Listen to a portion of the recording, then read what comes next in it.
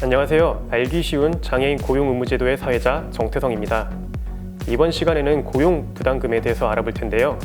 고용 부담금이 어떤 제도이고 어떻게 계산이 되는지에 대해서 공단의 황승주 과장님 모시고 말씀 나눠보도록 하겠습니다. 과장님 안녕하세요. 안녕하세요. 과장 황승주입니다. 장애인 고용 부담금은 사업주가 장애인 고용 의무를 지키지 못한 경우에 매년 1월에 신고하고 납부하는 제도로 알고 있습니다. 맞나요? 잘 알고 계시는데요. 고용 의무가 있는 사업주 전체는 아니고 상시 근로자가 월 평균 100명 이상인 사업주가 그 대상이 됩니다. 국가 및 지자체도 필수 대상이고요. 부담금 신고 납부는 매년 1월 1일에서 1월 31일까지인데요. 마지막 날이 휴일이면 그 다음 날이 신고 납부 마감일이 됩니다. 주의하실 건 반드시 법정 기간 내에 신고 납부 모두 다 완료해 주셔야 한다는 점입니다. 방금 월 평균 100명이라고 하셨는데 그럼 1월에는 99명이었다가 2월에는 100명이 넘어간 사업체라고 했을 때는 1월에는 납부를 안 해도 되는 건가요? 많은 분들이 오해하고 계시는데요. 월 평균 상시 근로자가 100명 이상인지 여부로 부담금 신고 납부 대상이 정해지는 거고요. 일단 신고 납부 대상이다 라고 하게 되면은 상시 근로자가 100명 미만인 달이 있더라도 고용 의무를 다하지 않았다면 부담금이 발생됩니다. 예를 들어서 월 평균 상시 근로자가 100명 미만이면 특정 월의 상시 근로자가 200명이더라도 부담금 신고 납부 대상은 아닌 겁니다. 그럼 장애인 고용 부담금의 신고랑 납부하는 절차에 대해서 설명 부탁드립니다. 장애인 고용 부담금 신고는 방문, 우편, 전자로 하실 수 있습니다. 이 중에서 전자신고는 이신고 사이트를 통해서 운영되는데요. 관련 정보를 입력하시면 부담금이 자동으로 계산되고요. 부담금 증빙 자료를 첨부 파일로 제출하실 수 있어서 많은 사업주들이 이용하고 계십니다. 무엇보다 중요한 건 반드시 기한 내에 완료해 주셔야 한다는 점입니다. 첨부할 서류가 꽤 많아 보이는데 확실히 전자신고가 편하긴 하겠네요. 그럼 이제 납부를 하는 절차에 대해서 설명 부탁드립니다. 전자신고를 하시면 이신고 사이트에서 납부고지서를 발부받으실 수 있고요.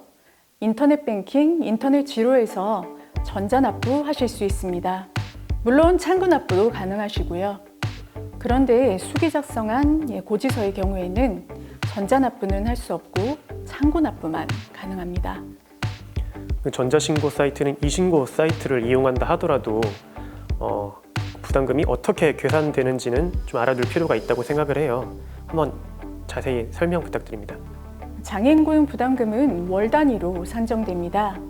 고용 의무 인원과 고용 장애인 수를 비교해서 확인된 미달 고용 인원의 부담 기초액을 곱한 값이 그달의 부담 금액입니다.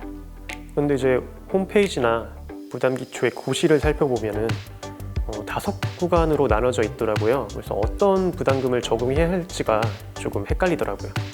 맞습니다. 굉장히 지금 많은 분들이 부담스럽다고 느끼게 되는 부분인데요. 그럼 예시를 통해서 부담금 계산을 한번 해보는 게 어떨까요? 진행자께서 사업주의 입장이 되시면 됩니다. 1월 달에 상시 근로자를 몇 명 고용하셨을까요? 그 중에 장애인 근로자는요?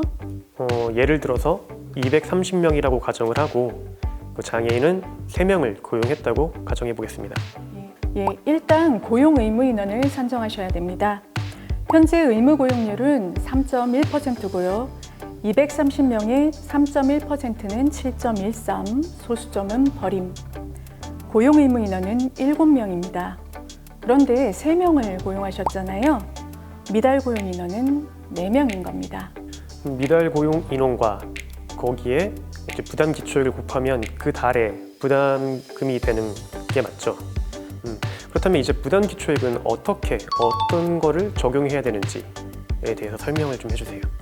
부담 기초액은 총 5단계로 나눠져 있습니다. 고용 장애인이 없다, 고용 의무 인원의 4분의 1 미만이다, 4분의 1 이상이지만 2분의 1에는 못 미친다, 2분의 1 이상이지만 4분의 3은 안 된다, 4분의 3 이상이다. 제가 문과라 그런지 숫자에 좀 약한데 조금 더 쉽게 예시를 들으면서 설명 좀 부탁드릴게요. 아까 말씀드린 숫자하고 소수점 버림의 원칙만 잘 지키시면 하실만 합니다. 고용 의무 인원의 4분의 1 계산 들어갑니다. 1.75. 한 명, 그 다음 단계는 2분의 1. 어떠신가요? 그러면 3.5니까 소수점 버리면 3명이 되겠네요. 2분의 1을 겨우 채운 수준이네요. 한번 검토 더 들어가게 되면요. 4분의 3은 5.25. 5명, 3명 고용하셨으니까 2분의 1 이상 4분의 3 미만 구간의 부담기초액을 적용하셔야 됩니다. 감이 좀 잡히는 것 같기도 한데 한 번만 더 해봐도 될까요? 예, 좋은 생각입니다. 2월 달에는 상시 근로자를 몇 명 고용하셨을까요? 장애인 근로자는요? 이번에는 중경증 여부도 좀 알려주셨으면 합니다. 아까는 모두 다 경증 장애인임을 전제로 했거든요. 중증은 뭔가 다른 기준을 가져가나요? 상시 근로자의 지금 기본 요건인 임금 지급의 기초일수 16일 이상은 고정 조건입니다. 다만 월 소정 근로 시간이 60시간 미만이라도 중증 장애인의 경우는 상시 근로자 1명으로 인정이 되고요. 60시간 이상이라면 2배수가 인정됩니다.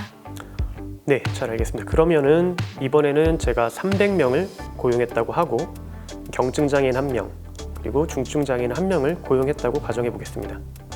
일단 고용 의무 인원을 산정하셔야 됩니다. 300명의 3.1%는 9.3, 소수점은 버림. 고용 의무 인원은 총 9명입니다. 그런데 경증 1명에 중증 1명을 고용하신 거잖아요. 중증 2배수를 적용해서 3명 고용. 물론 모두 다 임금 지급의 기초일수 16일 이상, 월 소정 근로시간 60시간 이상인 분들입니다. 그러면 미달 고용 인원이 6명이 되는 거겠네요. 이번에는 부담 기초액을 한번 제가 찾아보도록 하겠습니다. 그러면 4분의 1, 2분의 1, 4분의 3 기억하시고요. 9명의 4분의 1은 2.25니까 2명은 넘었네요. 그 다음 구간은 2분의 1이니까 쉬우니까 제가 한번 해볼게요. 4.5, 4명입니다. 그러니까 장애인을 저는 3명을 고용했으니 사실상 다음 계산은 할 필요가 없어졌네요. 그렇다면 저는 4분의 1 이상 2분의 1 미만 구간에 부담기초액을 적용하면 되는 거겠네요. 예, 수고하셨습니다. 지금까지 부담금 잘 계산해 보기였습니다. 장애인 고용부담금은 1년 단위로 내는 걸로 알고 있습니다. 그럼 매월 쌓인 부담 금액을 1월에 한 번에 납부하게 되는 걸 텐데 그렇다면 사업주 입장에선 조금 부담스럽지 않을까요? 그렇기 때문에 연중 분할 납부도 가능합니다. 부담금 신고 납부는 반드시 1월 말까지 하셔야 되는데요. 사업주는 3% 공제를 받고 일시납을 할지 분할해서 납부할지 선택하실 수 있습니다. 분할 납부를 선택하시면 1월 31일, 4월 30일, 7월 31일, 10월 31일 이렇게 총 4번에 나눠서 내실 수 있습니다. 장애인 고용부담금 신고는 꼭 1월 말까지 신고하고 납부를 해야 된다. 아까부터 계속 강조를 많이 해주셨는데 이게 하루라도 늦으면 또 큰일이 나나요? 신고 납부 기간을 경과하면 가산금이나 연체금이 부과됩니다. 부담금 신고를 하지 않거나 잘못 신고한 경우에는 내야 할 부담금의 10%를 가산해서 징수하는 게 가산금이고요. 연체금은 납부 기간 내에 납부를 하지 않아서 월 단위로 부과되는 징수금입니다.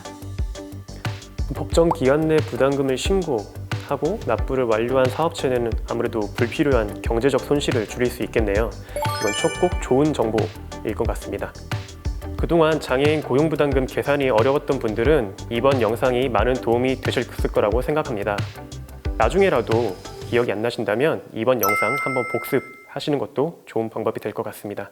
그 전에 장애인 고용부담금을 납부하지 않도록 장애인 고용을 의무를 지키는 것이 더 중요하겠죠. 이번 시간 어려운 내용 쉽고 간편하게 설명해 주신 황승주 과장님께 감사 인사드리며 이번 시간 마치도록 하겠습니다. 감사합니다. 장애인 고용의무제도 동영상 어떠셨나요? 도움이 되셨다면 좋아요를 꼭 눌러주세요.